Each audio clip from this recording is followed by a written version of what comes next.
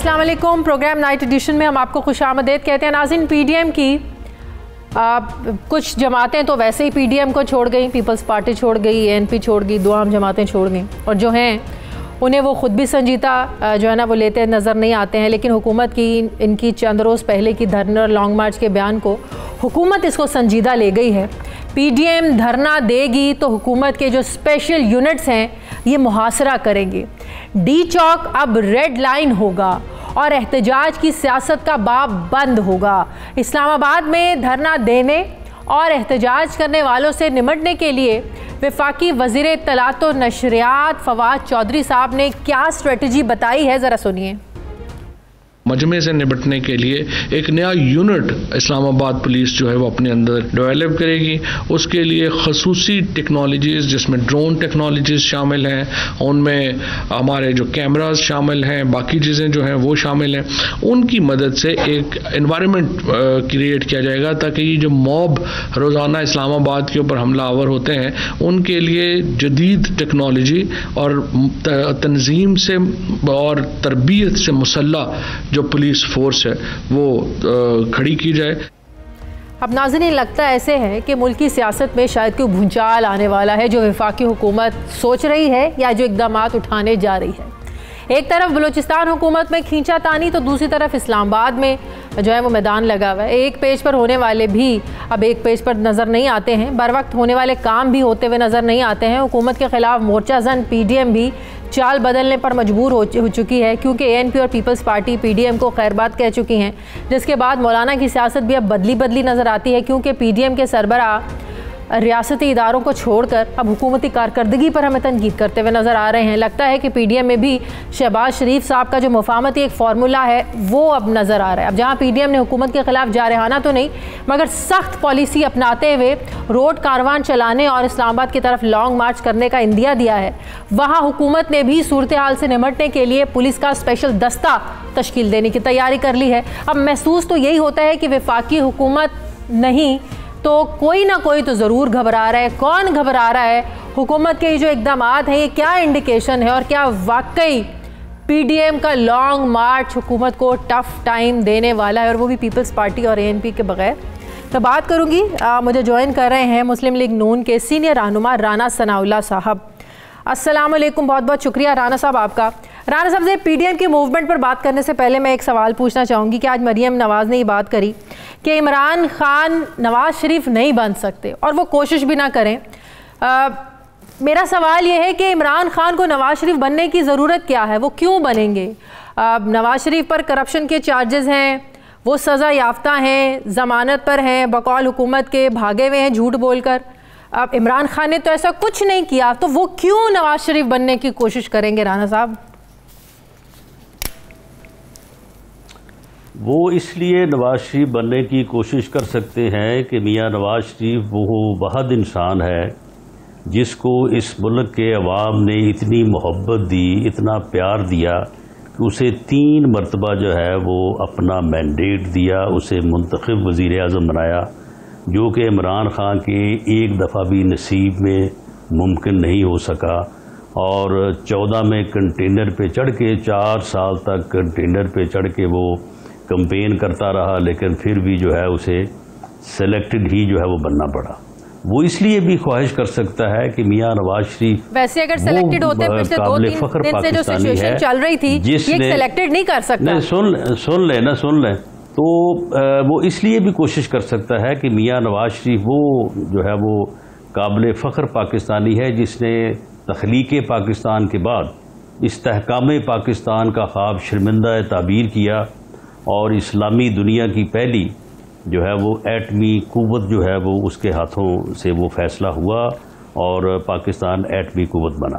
तो इसलिए मियाँ नवाज शरीफ बनने के लिए तो हर पाकिस्तानी की ख्वाहिश हो सकती है, लेकिन उसके लिए फिर जो है वो इतनी हिम्मत, इतना हौसला भी होना चाहिए कि गवर्नमेंट हुकूमत की कुर्बानी भी दे और जेल जाना भी बर्दाश्त करे, बाकी मुसीबतें भी जो है वो बर्दाश्त करे। बात यह है कि उनके ऊपर वैसे तो खैर सियासतदानों के ऊपर चार्जेस जो है वो तो करप्शन के हुसैन शहीद सोहरावर्दी से है। मियाँ नवाज शरीफ जो है वो एक बड़ी यानी इंडस्ट्रियल और साहिब हैसियत फैमिली के वो फर्द हैं, तो उनके ऊपर तो फिर वापस आके ये झूठे इल्जामात का मुकाबला क्यों नहीं करते राणा साहब? अगर इंसाफ का माहौल हो तो मुकाबला करना चाहिए। अगर उनकी जिस मकसद के लिए वो गए हैं वो उनका इलाज मुकम्मल हो जाए तो बिल्कुल वो आके करेंगे। आप ये बताएं ना कि वो तो यहाँ पे 1.5 साल जेल काट के गए हैं, इनके लिए 1.5 दिन नहीं जेल में काटा जाना, ये मैं आपको बता दूं। ये आप इन चीज़ों को जो है ना, ये अब इस वक्त जो ये इनके आज मरीम नवाज से एक सवाल हुआ कि अगर इमरान खान की हुकूमत के खिलाफ कोई गैर आईनी इक़दाम होता है तो मुस्लिम लीग नून क्या करेगी, तो उन्होंने कोई सीधा कोई जवाब नहीं दिया, कोई लाइन नहीं ली। सिर्फ उन्होंने ये कहा कि पहले तो इमरान खान को ये जवाब देना चाहिए ना कि वो गैर आईनी तौर पर मुसल्लत कैसे हुए। तो वाकई अगर ऐसी कोई चीज़ होती है जो सवाल आज किया गया, मुस्लिम लीग नून कहाँ खड़ी होगी?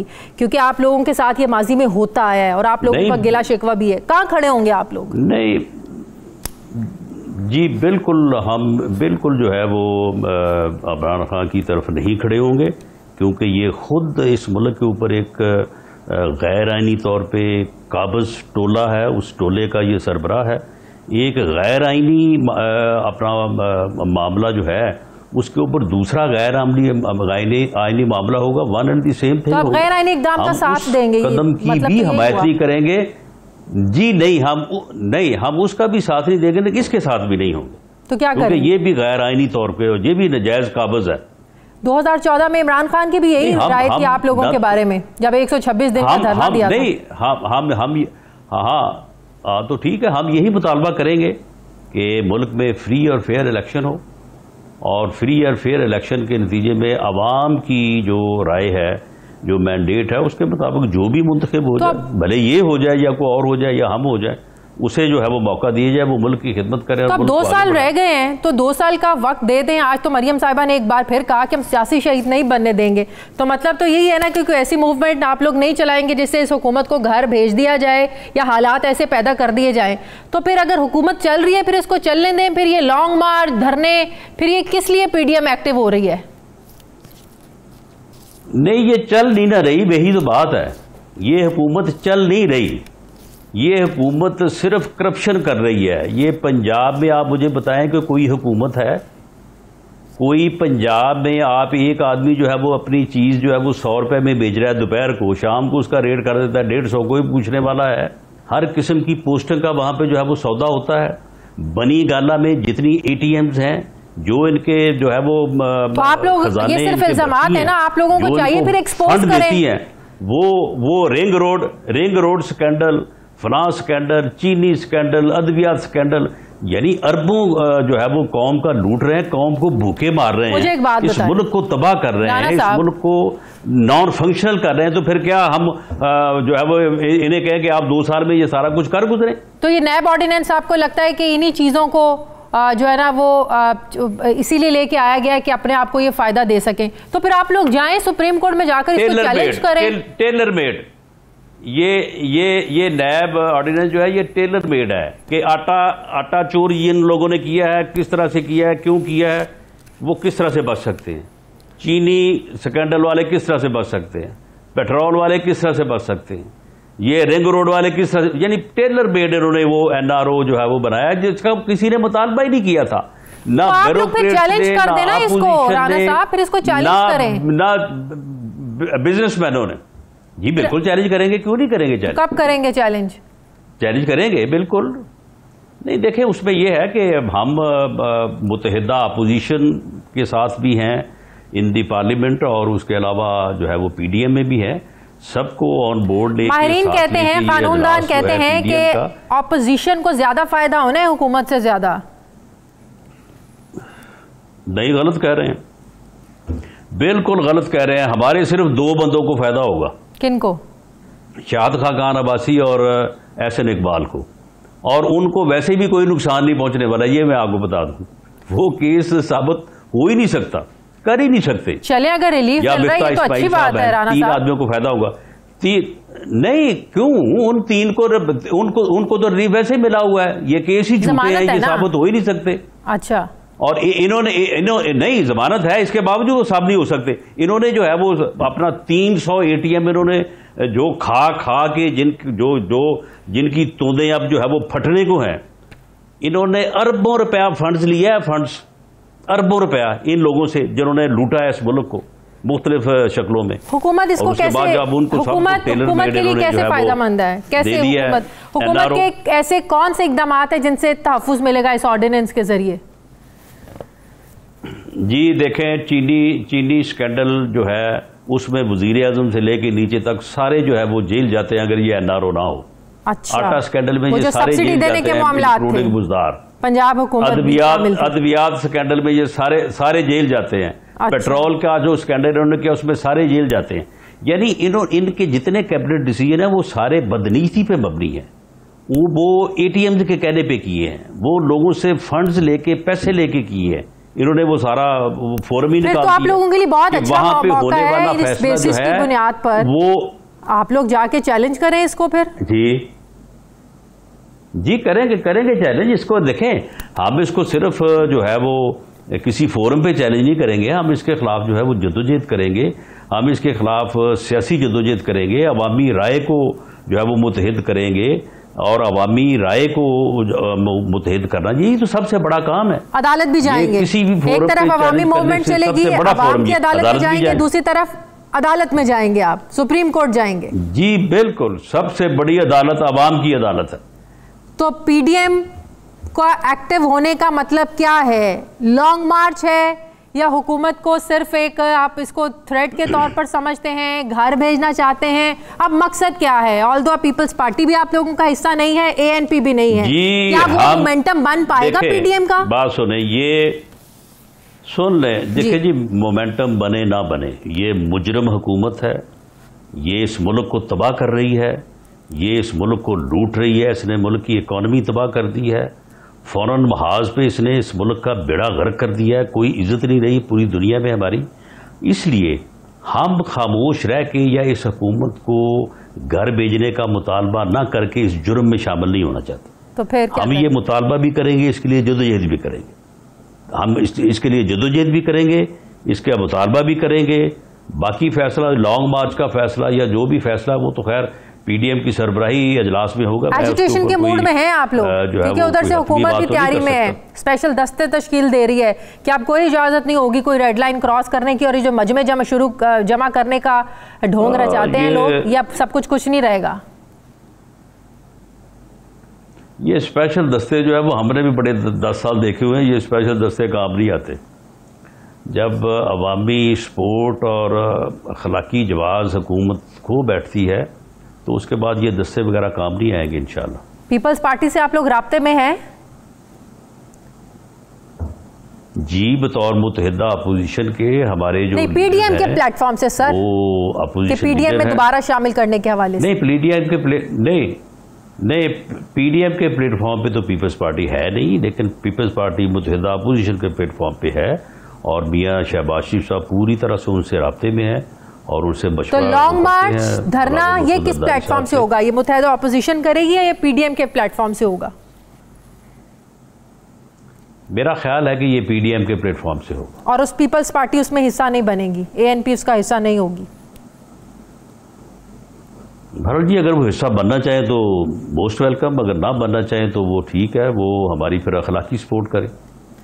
शहबाज शरीफ साहब एजुटेशन के मूड में हैं? 100%। ये लॉन्ग मार्च की तो बात ही मियां शहबाज शरीफ साहब ने की है।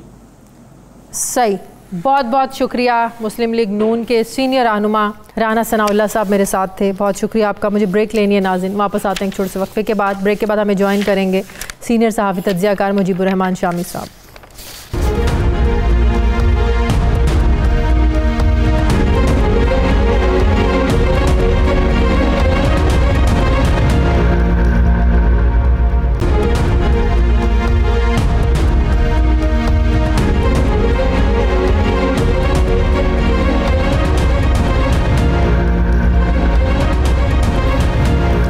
ब्रेक के बाद एक बार फिर से आपको खुशामदीद कहते हैं सीनियर सहाफ़ी तज्ज़ियाकार मुजीबुर रहमान शामी साहब ने मुझे ज्वाइन किया। अस्सलाम वालेकुम, बहुत बहुत शुक्रिया शामी साहब आपका। शामी साहब, ऑपोजिशन में पीडीएम में कोई दमखम है जो लॉन्ग मार्च का इंदिया दे रहे हैं, फिर हुकूमत को हमने पहले उतना एक्टिव नहीं देखा। जब वाकई लॉन्ग मार्च का भी ऐलान हुआ था, ANP साथ थी, पाकिस्तान पीपल्स पार्टी PDM का हिस्सा थी। अब इस्लामाबाद में हुजूम से निपटने के लिए नए पुलिस यूनिट का वफाकी हुकूमत ने ऐलान किया है, कैबिनेट ने इसकी मंजूरी दी है। आपको कोई लग रही है आने वाले दिनों में कोई हालात ख़राब हो सकते हैं? देखिए, PDM में तो दमखम बहुत है। अच्छा, अगर बातें इकट्ठी हो जाएं और तय कर लें कि उन्हें हजारों लोग लेकर इस्लामाबाद पहुंचना है, तो फिर रोकना बहुत मुश्किल हो जाएगा। और इस वक्त जो लोगों के जज्बात हैं वो भी मनफी हो रहे हैं, महंगाई बहुत बढ़ गई है और दूसरे मसाइल भी अपनी जगह है। तो मेरे ख्याल PDM के लिए फदा काफ़ी साजगार मालूम होती है और जो अदारों के दरमियान खींचातानी है उसकी वजह से भी स्पेस उनको मिल रही है। तो वो काफी पूरे एतमाद हैं कि हम हंगामा खड़ा कर लेंगे। लेकिन पाकिस्तान पीपल्स पार्टी के बगैर हंगामा खड़ा हो सकता है? एक जो मोमेंटम हमें पहले नजर आया था और वो इतना ज़बरदस्त मोमेंटम था कि हुकूमत उस वक्त को खौफ में नहीं थी, लेकिन PDM में मुस्लिम लीग नून की जमात, मौलाना साहब की जमात और पीपल्स पार्टी ये बहुत ज़्यादा कॉन्फिडेंट थे कि हुकूमत को घर भेज के दम लेंगे। लेकिन जब ये बात आती थी कि आप इस्तीफ़े दे दें, हुकूमत को घर भेज दें, तो पाकिस्तान पीपल्स पार्टी हमेशा पीछे हट जाती थी और वो कहते थे किसी गैर आइनी गैर कानूनी इक़दाम का हिस्सा हम नहीं बनेंगे। तो वो मोमेंटम बन पाएगा पीपल्स पार्टी के बगैर, ANP के बगैर? देखिए, पीपल्स पार्टी और ANP जो है अब क्योंकि अलग हो चुकी हैं, तो अब जो काम करना है वो उन जमातों ने अपने तौर पर करना है। और मुस्लिम लीग नून की और जमीयत उलमा इस्लाम की इतनी फॉलोइंग मौजूद है कि वो यहाँ लोग हजारों लोग लेकर इस्लामाबाद पर चढ़ाई करने की कोशिश करें। लेकिन उसके बाद क्या होगा ये बात की बात है। यानी कोई उनका ख्याल है डेडलॉक कम क्रिएट कर लेंगे और अगर डेडलॉक क्रिएट हो गया तो फिर कोई रास्ता निकलेगा। लेकिन शहबाज शरीफ का तर्ज सियासत आपको ऐसा लग रहा है? मरियम नवाज तो अब हमें PDM में उस तरह से एक्टिव नजर नहीं आ रही है। वही बात करती थी धरने देने की, लॉन्ग मार्च करने की, हुकूमत को घर भेजने की, जबकि शहबाज शरीफ का तो तर्ज सियासत मुख्तलिफ है, मुफाहमती है। नहीं, अगर PDM फैसला करेगी कि उसे जलसे करने हैं या जुलूस निकालने हैं या लॉन्ग मार्च करना है, तो जाहिर है शहबाज शरीफ साहब की रजामंदी से ही होगा ना, उनके बगैर तो नहीं हो सकता। और जब फैसला साहब करेंगे तो फिर कुछ ना कुछ करने की कोशिश भी करेंगे। तो हुकूमत को घर भेजना ऐसे मौके पे क्या आपको लगता है इसका कोई फायदा होगा? एक तरफ मरियम नवाज कहती है हम सियासी शहीद नहीं बनने देंगे ताकि इनको कल को अवाम की अदालत में जाकर ये कहने का मौका ना मिले देखें हमें काम नहीं करने दिया गया। तो कोई फायदा होगा इस मूवमेंट का शामी साहब? हुकूमत को घर भेजना और बात है, घर भेजने की कोशिश करना और बात है। तो घर भेजने की कोशिश वो करेंगे, हुकूमत घर जाती है नहीं जाती है तो बात की बात है। और जरूरी नहीं है कि अपोजिशन के किसी लॉन्ग मार्च के नतीजे में या किसी धरने के नतीजे में हुकूमत जो है वो धड़ाम से नीचे गिर पड़े। जब इमरान खान साहब ने धरना दिया था और ताहिर कादरी साहब उनके साथ थे तो कितने दिन था, लेकिन हुकूमत तो गिराई जा सकी थी। तो इसका मतलब ये थोड़ी है कि अपोजिशन अगर एजिटेशन करे अपोजिशन तो फिर हुकूमत गिर पड़ेगी। हुकूमत को वो हिला सकती है, झंझोड़ सकती है, लेकिन गिराना जो है वो उसके बस में नहीं होगा। इसके लिए दूसरी ताकतों को आवाज देनी पड़ेगी। अगर उन ताकतों को आवाज दी जाती है तो फिर जो हिलाने वाले हैं उनके हिस्से में क्या आएगा। पाकिस्तान की जो तारीख है वो इस हवाले से तो बहुत मुख्तलिफ खबर देती है। इसलिए ये हम ये नहीं कह सकते कि उसके नतीजे में क्या होगा। बहुत बहुत शुक्रिया सीनियर सहाफ़ी तज्ज़ियाकार मुजीबुर रहमान साहब मेरे साथ थे। मुझे ब्रेक लेनी है, नाज़रीन वापस आते हैं एक छोटे से वक्फे के बाद।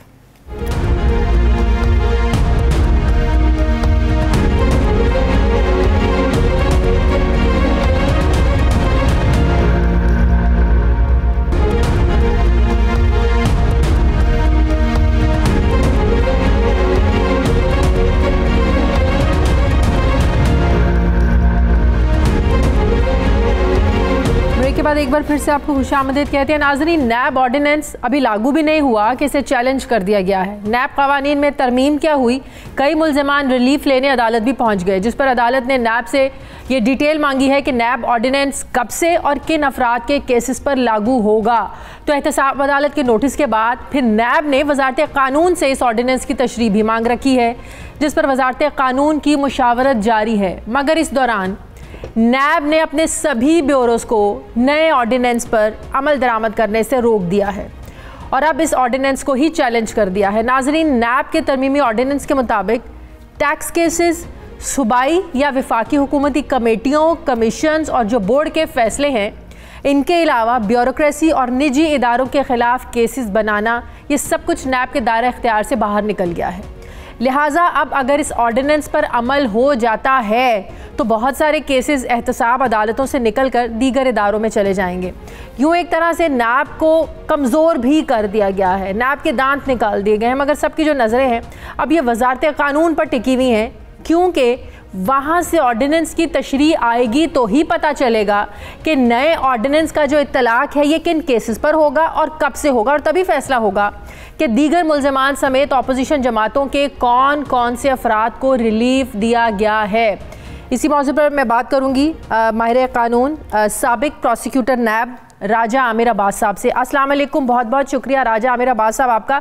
आमिर अब्बास साहब, ये नैब ऑर्डिनेंस जारी तो हो गया, लेकिन कंफ्यूजन ये क्यों है कि किस पर लागू होगा, किन केसेस पर लागू होगा? हुकूमत ने शायद अपने आप को एनआरओ दिया है, जो बात ऑपोजिशन कर रही है, लेकिन अगर इसके बहुत से पॉइंट्स मंदरजात को पढ़ें तो उससे ये भी लगता है कि ऑपोजिशन को भी फायदा होगा।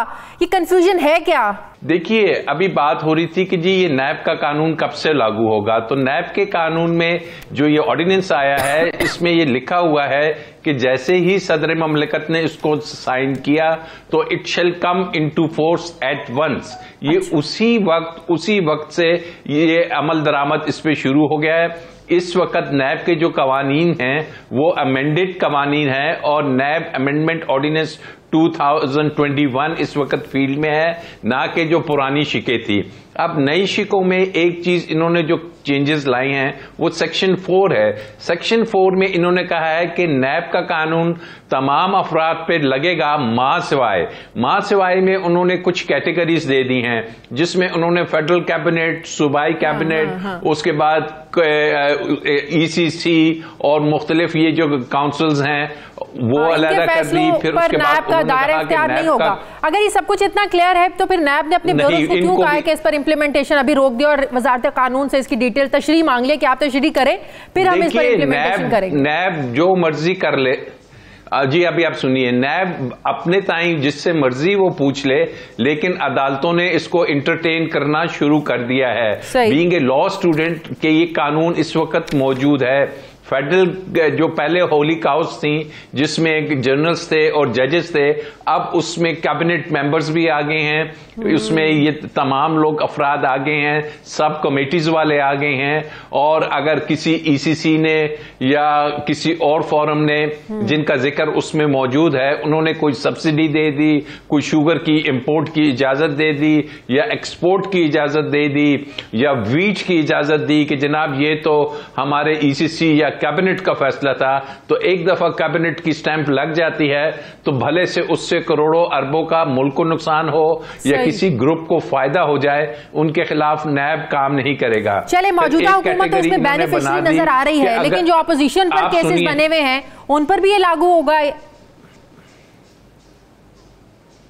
जनाब, इसमें मौजूदा हुकूमत से ज्यादा मुझे जो नजर आ रहा है वो अपोजिशन को फायदा होगा, क्योंकि मौजूदा हुकूमत के केसेस की रेशो बहुत कम है और जो अपोजिशन है उन पे बेतहाशा केसेस, अभी जैसे अगर ख्वाजा साद रफी के केसेस हैं, क्योंकि हाउसिंग स्कीम्स को इन्होंने निकाल दिया है, इन्होंने प्राइवेट पर्सन को निकाल दिया है। कि जैसे डबल शाह था या मुदारबा थे कि जनाब इससे हुकूमत को नुकसान नहीं हो रहा। इससे आपके शाहिद खाकान अब्बासी साहब ने, अगर LNG केस था, अगर उसमें कैबिनेट की अप्रूवल है, फिर आपको बताता चलूं कि जो रेंटल पावर केस बने थे पुराने पीपल्स पार्टी के दौर में, जिसमें राजा परवेज अशरफ और दीगर कई लोग थे, उनमें तमाम में ECC की ज्यादातर केसेस में अप्रूवल्स मौजूद हैं। अगर ईसीसी ने अप्रूवल दी हुई है तो वो तमाम केसेस हमें खत्म होते हुए नजर आएंगे। और कल परसों से इसमें अब अपोजिशन जो ऑप्टिक्स कर रही है और अगर इसको चैलेंज करना चाहती है तो अपोजिशन गालिबन सिर्फ चेयरमैन नैब की हद तक जो क्लॉज में अमेंडमेंट आई है उसकी अपॉइंटमेंट की हद तक उसको चैलेंज करेगी। अदरवाइज पूरे ऑर्डिनेंस को लगता है वो चैलेंज नहीं करेगी, क्योंकि इसके जो रियल बेनिफिशरीज होंगे वो अपोजिशन होंगे। और ये वही मुसव्वदा है तकरीबन महासवाई चेयरमैन नैब की हद तक जो उसकी एक्सटेंशन हो रही है या उसको सेकंड टाइम अपॉइंटमेंट दे रहे हैं, जो कि अपोजिशन ने पहले असेंबली में लेके आए थे। अच्छा, नैब ऑर्डिनेंस एक मखसूस मुद्दत के लिए है, अब नैब ने तशरीह मांग ली है, तो ये कैसे इसको मुकम्मल तौर पर इम्प्लीमेंट तो नहीं हो सकता है? खास मुद्दत के बाद तो ये ऑर्डिनेंस खत्म हो जाएगा, उसके बाद क्या होगा केसेस का? देखिए 120 दिन की मुद्दत है इसकी, और फिर दोबारा 120 दिन के लिए ये आ सकता है। लेकिन अगर ये हुकूमत इसको पास कराना चाहे तो it's not a big issue. इसको नेशनल असेंबली से इनकी अक्सरियत है, सेनेट में अगर 4-5 अफराद का फर्क पड़ता है तो ये जॉइंट सेशन बुला के जॉइंट सेशन में अगेन हुकूमती तादाद जो नंबर्स हैं वो पूरे हैं और ये एक सिंपल मेजॉरिटी चाहिए, तो इसको कानून बनाना, एक्ट बनाना हुकूमत के लिए कोई बड़ा मुश्किल काम नहीं होगा। और ना ही ऑपोजिशन भी शायद जावेद इकबाल की अपॉइंटमेंट, अगर तो ऑपोजिशन वाकई इसको समझ गई है बिल्कुल नहीं होगी, सिर्फ फिर बिल्कुल बिल्कुल बिल्कुल अपोजिशन के लीडर्स ने इसमें शाहिद खाकान अब्बासी वाले केसेस में ऑलरेडी उनके को एक्यूज की तरफ से दरखास्तें आ गई हैं। एक तरफ तो वो इस ऑर्डिनेंस का फायदा ले रहे हैं, दूसरी तरफ उसको ऑप्टिक्स की हद तक क्रिटिसाइज करते हैं, लेकिन क्रिटिसाइज वो जिस चीज को कर रहे हैं वो सिर्फ चेयरमैन की अपॉइंटमेंट। और मैं समझता हूं कि चेयरमैन की जो सेकंड टर्म की अपॉइंटमेंट है, अगर इसे हाई कोर्ट और सुप्रीम कोर्ट में प्रॉपरली परसू किया गया तो supreme court of Pakistan chairman की जो ये सेकंड टर्म की अपॉइंटमेंट है मुमकिना तौर पे जो लग रहा है कि इसको नल एंड वॉइड करार दे देगी, क्योंकि ये जो नैब का कानून है उसकी बेसिक स्पिरिट के खिलाफ है कि आप एक इंसेंटिव दे रहे हैं, एक बेट दे रहे हैं चेयरमैन नैब को कि जनाब हम आपको 4 साल मजीद देंगे, आप इस अंदाज में अगर आप चलते हैं तो ऑपोजिशन ने इसीलिए चैलेंज नहीं किया है कि ये बाहर से चैलेंज हुआ है, बजाते खुद ऑपोजिशन की तरफ से इसको चैलेंज नहीं किया गया। देखिए अपोजिशन ने, अगर तो उनकी फेयरनेस की बात हुई तो वो फिर पूरे नैब ऑर्डिनेंस की एक एक शिक को चैलेंज करेंगे। हाँ। और इस शिक में बहुत कुछ है जिससे कि अपोजिशन तो यही कह रही थी, यही चाह रही थी। मैं तो समझता हूं कि हुकूमत ने अपोजिशन की बात मानी और इससे जो नैब का इदारा है उसको बड़ा कमजोर कर दिया है। मुझे समझ नहीं आती कि अब नैब किस हद तक लोगों को, और इवन ब्यूरोक्रेसी का इन्होंने ये कर दिया कि जनाब गुड फेथ में या अगर उसमें कोई ऐसे लैक्यूनस हो जाते हैं कि जो प्रोसीजरल है। अब प्रोसीजर क्या होता है कि आपने पेपरा रूल्स को फॉलो करना है। हाँ। आपने एक दिए हुए रूल्स को फॉलो करना है, लेकिन आप अगर एक 10 अरब का टेंडर करते हैं, पेपरा रूल्स को फॉलो नहीं करते, प्री क्वालिफाई करा देते हैं किसी कंपनी को, तो आप कहेंगे जी ये प्रोसीजरल एरर है। No, it is an error which has caused loss. डर से और खौफ से काम नहीं करती, ये सिर्फ हम बात नहीं करते थे, ये हुकूमत खुद इस चीज को एडमिट करती थी कि नैब जो है कि उसकी वजह से ब्यूरोक्रेसी काम नहीं कर पा रही है। तो नैब को भी तो एक खौफ और खतर के बगैर अब काम करने की इजाजत मिल जाएगी। आपके ख्याल में अच्छी बात? शाजिया ये बात नहीं है। काम अगर आप की जो एडमिनिस्ट्रेशन है या आप एक अच्छे चीफ एग्जीक्यूटिव हैं या आप एक अच्छे अंदाज में काम करवा सकते हैं तो मजाल नहीं कि अफसरशाही काम ना करे। बात होती है काम लेने की। आप काम लें, और कैसे ये हो सकता है कि ब्यूरोक्रेसी काम नहीं करेगी? They are paid for that. तो अब हम देख लेंगे कौन सी फाइलें तेज मूव होंगी। But again I think it's a bad law. इसमें जो अमेंडमेंट्स हुई हैं इससे नैब और जो एहतसाबी अमल है, जो मौजूदा हुकूमत का नारा था जिसे वो लेके आए थे 3 साल तक, उसमें कोई खातिर खा कामयाबी नहीं हुई। अब इस कानून में अमेंडमेंट लाने के बाद मैं समझता हूं बिल्कुल एहतसाब का अमल रुक जाएगा, particularly public office holders, politicians, bureaucrats और रह के छोटे मोटे लोग इसकी। अच्छा राजा साहब, एवन फील्ड केस में सजाएं भी हो गई, जमानतें भी हो गई, लेकिन एक सवाल जो फिर सिरे से उठाया जा रहा है कि बारे सबूत किस पर है। मरीम नवाज के वकील ने आज कहा कि फौजदारी मुकदमे में इल्जाम को साबित करना ये इस्तगासा का काम होता है। उन्होंने कहा कि एवन फील्ड केस में नवाज शरीफ को बेगुनाही साबित ना करने पर सजा दी गई। तो आज भी सवाल ये उठ रहा है कि जो सबूत हैं, 12 सबूत हैं, वो नवाज शरीफ या मरीम नवाज पर नहीं है। जिन्होंने इल्जाम लगाया है उनका काम है सबूत देना। देखिए, इसमें जो कानून की जो तशरीह है ना, वो ये है, इनिशियल जो 12 सबूत होता है उसमें कोई शक नहीं कि वो नैब ने साबित करना था कि मियां साहब की तनख्वाह इतनी थी, उनकी इनकम इतनी थी, और उसके बरक्स उनकी जो प्रॉपर्टीज हैं या उनके बच्चों की प्रॉपर्टीज हैं उसकी लागत, उसकी माली इतनी है।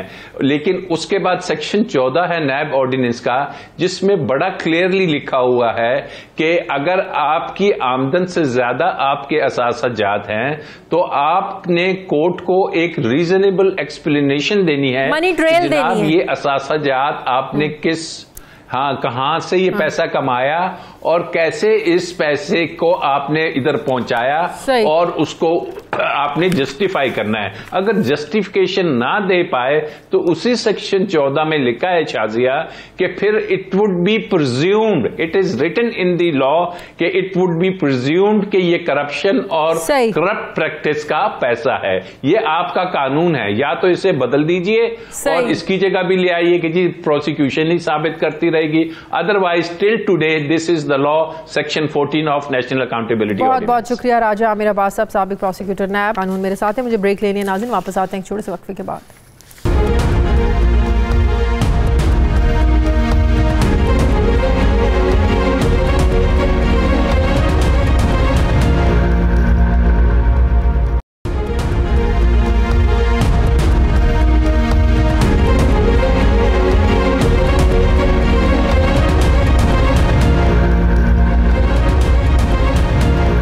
ब्रेक के बाद एक बार फिर से आपको खुशामदीद कहते हैं। नाज़रीन, महंगाई आ नहीं रही, महंगाई आ गई है, और ऐसी आई है कि जाने का नाम नहीं ले रही, क्योंकि IMF की ताज़ा तरीन एक रिपोर्ट के मुताबिक आइंदा साल 2022 में भी महंगाई की शरह नीचे नहीं आने वाली। दूसरी तरफ पाकिस्तान ने कर्ज पर कर्ज लेकर ऐसे रिकॉर्ड कायम कर दिए हैं कि इस वक्त पाकिस्तान का जो शुमार है ये दुनिया के उन 10 ममालिक में हो रहा है जिन्होंने सबसे ज़्यादा कर्ज लिया है। और ये कहा जा रहा है कि कोरोना वबा के खात्मे के बाद पाकिस्तान पर मज़ीद कर्ज हासिल करने पर पाबंदी लग सकती है, और अगर ऐसा हुआ तो पाकिस्तान को माली बहरान का शिकार होने में देर नहीं लगेगी। एक तरफ कर्ज की भरमार है और दूसरी तरफ महंगाई का तूफ़ान है। PTI हुकूमत के वज़रा और मुशीर कहते हैं कि महंगाई है ही नहीं, कभी कहते हैं कि महंगाई तो है मगर खत्ते के मुकाबले में कम है, और कभी कहते हैं कि महंगाई तो है, हम क्या करें, अवाम गुजारा करें। इस हवाले से फवाद चौधरी ने आज कहा कि कोरोना की वजह से महंगाई हुई और रवां साल 12 अरब डॉलर का कर्ज हमें वापस करना है, तो फिर ऐसे में अवाम को सब्सिडी कहां से दें। क्या कहा फवाद चौधरी ने, जरा सुनिए। 1947 से लेकर 2018 तक हमने कुल कर्जा जो लिया था वो 6000 अरब रुपया लिया था। 2008 से लेके 2018 तक हमने कितना कर्जा लिया? 23,000 अरब रुपए। 10 सालों में हमने 23,000 अरब रुपया लिया। वो पैसा है जो दुबई, लंदन, अमेरिका में अनफॉर्चुनेटली चला गया, और उसकी वजह से सिर्फ इस साल हमने 12 अरब डॉलर का कर्ज वापस करना है। तो मुझे आप बताइए कि हुकूमत के पास क्या सब्सिडी देने के लिए रह जाएगा। और इससे पहले फवाद चौधरी साहब ने अपनी एक ट्वीट के ज़रिए गाड़ियों की रिकॉर्ड ख़रीद को लेकर ये लिखा था कि महंगाई तो है ही नहीं। महंगाई के हवाले से बात करें तो वफाकी वज़ीर अली अमीन गंडापुर ने मुल्क में महंगाई पर एक अनोखा मशवरा पिछले दिनों दिया कि आवाम चीनी और रोटी का काम इस्तेमाल करें। जबकि वज़ीर दिफा परवेज़ खटक ने बजट तकरीर के दौरान कहा था कि हर तरफ तो गाड़ियाँ ही गाड़ियाँ नज़र आती हैं, गरीब तो कहीं नज़र ही नहीं आता। जबकि PTI रहनुमा मुश्ताक गनी ने भी ये कहा था कि अगर महंगाई है तो एक रोटी कम खा लिया करें। अवाम से पूछें तो वो दुहाइयाँ देते नज़र आते हैं। अवाम इस बारे में क्या सोचते हैं, क्या कहते हैं, ज़रा देखिए। फीसें भरना तो दूर की बात है, बच्चों को एक वक्त दूध तक मुयसर नहीं। दूध की कीमतें कहाँ से कहाँ चली गई हैं। 150-160 रुपये लीटर चल रहा है। पेट्रोल की कीमतें दिन ब दिन बढ़ती जा रही हैं। अशिया खुर्दनोश की कीमतें बढ़ती जा रही हैं, लेकिन कोई पूछने वाला नहीं। महंगाई की इंतहा हो चुकी है। आए दिन गवर्नमेंट पेट्रोल और डीजल की कीमतें बढ़ाने की वजह से दूसरे लोग हर चीज़ की कीमतें बढ़ा देते हैं। जी पेट्रोल महंगा हो गया है। जो चीज़ 10 रुपये की मिलती थी आज वो 50 रुपये में मिल रही है। हम मजदूरी कर रहे हैं, उसमें भी हमारा एक वक्त का खाना पूरा नहीं हो रहा। आखिर कब तक इस तरह चलता रहेगा? 2 वक्त की रोटी बड़ी मुश्किल से मिल रही है, ऊपर से कॉलेजेस के खर्चे वो भी बहुत ज़्यादा हैं। आज मैं आटा और तेल चीनी लेने गया तो वो 20-20, 25-25 रुपये ज़्यादा महंगी हो गई। आटा 75 रुपये किलो हो गया। बताएं क्या करेगा? हुकूमत को सबसे पहले तो पेट्रोल नीचे करना चाहिए। 130 रुपये पे पहुँच गया। अब जिसके 1000-1200 रुपये दिहाड़ी है वो बंदा पेट्रोल दिलाएगा या काम पे जाएगा? महंगाई के वाले से हम यही कहना चाहेंगे कि हर रोज़ जो है देखें आप चीज़ों के रेट, पेट्रोल वगैरह के ये कहाँ जा रहे हैं। ठीक है, दालें हैं वो महंगी है। एक गरीब आदमी का जो है दुनिया में जीना महाल हो गया। वज़ीर आज़म साहब से ये इल्तिमास है कि जो है इस महंगाई के ख़ात्मे का कोई हल निकालें। महंगाई जो नहीं दिन ब दिन बढ़ रहा है, पेट्रोल भी महंगा हो रहा है और डीजल भी महंगा हो रहा है, हर चीज़ इस तरह महंगा हो रहा है। सारे आवाम को पता है कि महंगाई दिन ब दिन बढ़ती जा रही है। पेट्रोल से लेकर आटा सब कुछ तक बहुत महंगा हो चुका है। कुछ 20,000 25,000 रुपये। और इस हफ्ते में इदारा शुमारियात की जो रिपोर्ट आई उसके मुताबिक महंगाई की शरह में 1.21% इजाफा हुआ है। तकरीबन 22 अशियाए ज़रूरिया की कीमतों में इजाफा किया गया। चीनी, चावल, घी, टमाटर, गोश्त और ताज़ा दूध की कीमतों में भी इजाफा हुआ है। दूसरी तरफ वज़ीर ख़जाना शौकत तरीन IMF के कर्ज़ की एक और किस्त लेने के लिए अमेरिका के दौरे पर हैं और अगर ये $1 अरब की किस्त मिल जाती है तो महंगाई की एक और लहर आने का इम्कान है, क्योंकि माहिरीन का मानना है कि हुकूमत को मिनी बजट पेश करके टैक्स लागू करना पड़ेंगे। इंटरबैंक में डॉलर पहले ही बेकाबू हुआ पड़ा है, जिसकी कीमत थमने का नाम ही नहीं ले रही। बात किस हद तक बढ़ सकती है, इसका क्या हल हो सकता है, मैं बात करूँगी। मुझे ज्वाइन करें माहिर मौशा डॉक्टर हफीज़ पाशा साहब। अस्सलाम वालेकुम, बहुत बहुत शुक्रिया डॉक्टर साहब। डॉक्टर साहब, इस सब पर बात करने से पहले मैं गैस की लोड शेडिंग पर आपसे बात करना चाहूँगी। गुज़श्ता कुछ सालों से हमने देखा है कि एक मामूल की बात है हम सब के लिए कि सर्दियों में गैस की लोड शेडिंग मामूल बन चुकी है। हुकूमत से पूछिए, हुकूमत बताती है कि डिमांड ज़्यादा है, हमारे पास सप्लाई कम है, यानी वो मिकदार नहीं है। अब 15 घंटों की तवील लोड शेडिंग का फैसला किया है, मतलब ये हुआ कि सिर्फ 9 घंटे जो है ना वो गैस मिलेगी सर्दियों में। आपको क्या इसकी वजह समझ में आती है कि मुकर्ररा वक्त पर इस हुकूमत ने फैसले नहीं किए? जब सस्ती LNG लेनी चाहिए थी तब आपने ली नहीं और फिर महंगे दामों ली और फिर उस मिकदार में नहीं ली जिसकी सर्दियों में आपको ज़रूरत होती है। जी बिल्कुल, बिस्मिल्लाहिर्रहमानिर्रहीम। आप जो कह रही हैं बिल्कुल मुनासिब है। और साथ साथ एक और भी जो मसला है कि पिछले कुछ अरसे से हमारे अपने मुल्क के अंदर जो नेचुरल गैस है उसकी पैदावार में नुमाया तौर पर कमी आई है और इसलिए भी हमें बाहर से इम्पोर्ट LNG बहुत ज़्यादा करना पड़ता है। मगर अब आप देखिए कि जो इंतज़ामात थे वो मुनासिब नहीं रहे और अब तो बहुत शॉर्टेज का ख़तरा मौजूद है और इंडस्ट्री को कोशिश की जा रही है कि गैस दिया जाए तो ज़्यादा जो बोझ आएगा वो घरों पर आएगा और ये बहुत परेशान कुन सी बात है। कुछ साल पहले हम बिजली की लोड शेडिंग से गुजरे, बिल्कुल हमारे घरों में बिजली की नुमाया तौर पर कमी रही, बिल्कुल अब एक नया सिलसिला शुरू हो करना गया। क्या जाहिर है अब हुकूमत से गलती हो गई मुकर्रर वक्त पर फैसले ना लेने की वजह से, इसका हल क्या है?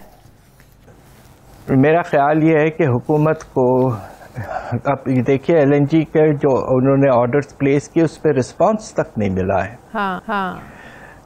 सारी दुनिया भर में इस वक्त गैस की कमी हो रही है और उसके नतीजे में आप देखिए कि तेल की कीमत आसमान तक पहुंच रही है, $80 से भी ज़्यादा हो चुकी है। उसका भी हम पर बोझ पड़ने वाला है। अब खुदा न खास्ता अब आप देखिएगा कि 15 तारीख को और फिर अक्टूबर के एंड में ख़तरा यकीनन मौजूद है कि तेल की कीमत जो है हाई स्पीड डीजल और मोटर स्पिरिट ख़ास तौर पे उनकी कीमतों में तो ये तो इंडिकेशन है डॉक्टर साहब कि महंगाई बढ़ने वाली है, मजीद महंगाई की लहर आने वाली है जिसके लिए मेंटली रेडी रहना चाहिए। ये तो उस तरफ इशारा है। और उसकी इस मर्तबा यकीनन सबसे बड़ी वजह यह है कि बाहर की जो कमोडिटी की कीमतें हैं वो हैरत अंगेज अंदाज से बढ़ी हैं दिसंबर के बाद से पिछले साल के। अब आप ये देखिए कि मैं कुछ आपको एग्जांपल दूं, तेल की कीमत $40 से $80 से भी ऊपर चली गई फी बैरल। आपका जो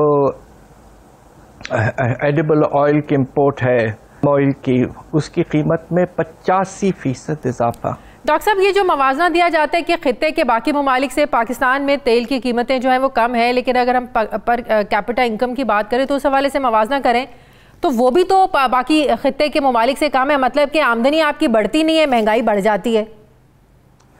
जी, एक लिहाज से अगर आप इस तरह देखें, परचेसिंग पावर पैरिटी से आप इसको उठा के देखें तो कुछ हद तक अगर हम उसका भी एडजस्टमेंट करें तो पाकिस्तान में तेल की कीमत जो है हाई स्पीड डीजल और मोटर स्पिरिट की वो कुछ कम है। और उसकी वजह यह है कि हमारे यहाँ हमने टैक्स जो था, सेल्स टैक्स के अलावा जो पेट्रोलियम लेवी है उससे ख़त्म कर दिया है। हाँ। और इस बात में मुझे अफसोस है कि जब हुकूमत ये कहती रही है कि तेल की कीमतें कम हैं तो यकीनन हम पर IMF से प्रेशर पड़ रहा होगा कि भाई आपके यहाँ तो सबसे बड़ा तिजारत का खसारा मौजूद होने वाला है, आपको कीमतें किस बेसिस पर आप कम रखेंगे। मतलब कि हुकूमत ने आपको खुशखबरी सुनाई और वो हुकूमत के गले पड़ गई। जी, यही खतरा है मुझे इस बात का, तो लिहाजा इस पे ज्यादा एडवर्टाइज करने की जरूरत नहीं है। कि जब तहरीक-ए-इंसाफ को हुकूमत मिली तो इस वक्त मुआशी बहुत सारे चैलेंजेस थे। मुआशी लिहाज से अगर आप देखें तो आज 3 सालों में डॉलर की कीमत कहाँ जा पहुँची है, ओवरऑल मईशत कम हो गई है। गुज़श्ता दौर में, हुकूमतों के दौर में 10,000 अरब रुपए का जो कर्जा था उनमें इजाफा हुआ, और जो पिछली हुकूमतें थी उन्होंने कर्जा छोड़ा 24,000 अरब रुपए पे। आज 3 सालों में इजाफा हुआ 16,000 अरब रुपए का, जो मजमूई तौर पर बनता है 40,000 अरब रुपए से भी तजावुज़ कर चुका है। इस पर आप क्या कहेंगे? तो कि हुकूमत ने जो हमेशा पिछली हुकूमतों पर में ये मलबा डाला, ये वाकई उन्हीं पॉलिसियों का तसलसल है या इसमें हुकूमत, मौजूदा हुकूमत की अपनी पॉलिसीज़ का भी जो है ना वो अमल दरामद है इस पर? देखिए, एक हिस्सा जो है और कर्जों, जो 24,000 अरब की वापसी का जो बोझ है वो यकीनन पिछली हुकूमतों से उसका ताल्लुक़ है, मगर नया जो कर्जा हमने लिया है वो भी बहुत है। और तकरीबन अगर आप 16,000 अरब देखिए तो उसमें तकरीबन आधा हिस्सा जो है वो नए कर्ज़ों का है, तो लिहाजा काफ़ी इजाफा हुआ है कर्ज़ों में। अब आप ये देखिए कि जब पिछली हुकूमत गई थी तो उस वक्त तकरीबन 100 अरब डॉलर तक हमारा फॉरेन एक्सटर्नल डेट था। आज वो एक सर्कुलर डेट की अगर बात करें डॉक्टर साहब, ये 1100 अरब रुपया इस हुकूमत को मिला और आज 3 सालों के बाद सर्कुलर डेट 2300 अरब रुपए से तजावुज़ कर गया है। तो ये मईशत को संभाला देने की, या ये जो बात करते हैं कि मईशत दुरुस्त रास्ते पर चल पड़ी है, ये इंडिकेशन तो कुछ और बताती है। देखिए, इसके अलावा एक और भी नया सर्कुलर डेट पैदा हुआ है और उसके नतीजे में आप देखिएगा कि क्या होने वाला है, और वो गैस है। गैस पे 600 अरब का तकरीबन सर्कुलर डेट आ चुका है, और इसलिए भी आप देखिए, और ये उस वक्त हुआ है कि जबकि पिछले 3 साल में गैस की कीमतों में 120% इजाफा किया गया, और अब खबर यह है कि उसमें नुमाया तौर पर और इजाफा करने वाले हैं गैस। डॉक्टर साहब, जो सर्कुलर खत्म करने के लिए फिर जो कर्जे ले रहे हैं, फिर जो कर्जों की अमाउंट है या जो IMF से भी मिल रहे हैं, ये तो इसको मैनेज करने में निकल जाएगा। सर्कुलर डेट को अगर आपने खत्म करना है और उल्टा हमें सूद पड़ता जाएगा। जी बिल्कुल पड़ जाएगा। अब आप ये देखिए कि किस तरह के कर्जे आप ले के पास बोझ हैं। एक तो आपने बिल्कुल ठीक जिक्र किया कि तकरीबन 40 खरब का बोझ तो मौजूद है। ये जो बोझ है सर्कुलर डेट का, इसमें शामिल नहीं है। दूसरा जो बोझ है जो इसमें शामिल नहीं है वो है आपके जो स्टेट ओन्ड एंटरप्राइजेस हैं, उनको हुकूमत गारंटीड डेट दिलवाती है और कहती है बैंक से कि अगर वो वापस न कर पाए तो हम करेंगे। सही। वो गारंटीड डेट भी 1.4 खरब पहुंच चुका है, तो हर तरफ कर्जा ही कर्जा है। बिल्कुल सही। डॉक्टर साहब, डॉलर महंगा होने पर जो वावेला मचा कि ये सब हुकूमती इक़दामात की वजह से हो रहा है, डॉक्टर इशफाक हसन से बड़ी बार बात हुई, उन्होंने कहा कि स्टेट बैंक के अंदर ही जो है ना वो लोग बैठे हुए हैं जो ये सब कुछ कर रहे हैं, उनको, हुकूमत को अपने अंदर बैठे लोगों को ही ढूंढने की जरूरत है। पिछले दिनों फिर हमने देखा कि हुकूमत ने कार्रवाई भी की इस हवाले से। तो सर, इसका मतलब है कि अंदर बैठे भी आस्तीन के सांप हैं जिसकी वजह से ये सब कुछ हुआ, जो फिर हुकूमत को कार्रवाई करना पड़ी। ओपन मार्केट में जो ट्रांजैक्शंस होते हैं उसमें यकीनन गड़बड़ हो सकती है। सही। और इसलिए आपका स्टेट बैंक ऑफ पाकिस्तान ने नुमाया इक़दाम किए हैं, बहुत मुनासिब किए हैं पिछले 3-4 दिन में। और आप ये देखिए कि ओपन मार्केट में डॉलर की जो कदर है वो अब एक लेवल पे आकर रुक गया है। अलबत्ता जो आपका इंटर बैंक रेट जो है, जो ऑफिशियल रेट है, वो अभी भी गिर रहा है। तो परेशानी इस बात की है कि 171 रुपये से भी ज़्यादा चुका है और हो सकता है कि आने वाले दिनों में ख़ास तौर पे IMF के साथ जो बातचीत चल रही है उसका जो नतीजा निकलता है। बहुत बहुत शुक्रिया हमारे मौशियात डॉक्टर हफीज़ पाशा साहब मेरे साथ थे। नाज़रीन, हमारे प्रोग्राम का वक्त ख़त्म हो गया। फीडबैक ज़रूर दीजिएगा, अपना ख्याल रखिएगा। मुझे इजाज़त दीजिए, अल्लाह हाफ़िज़।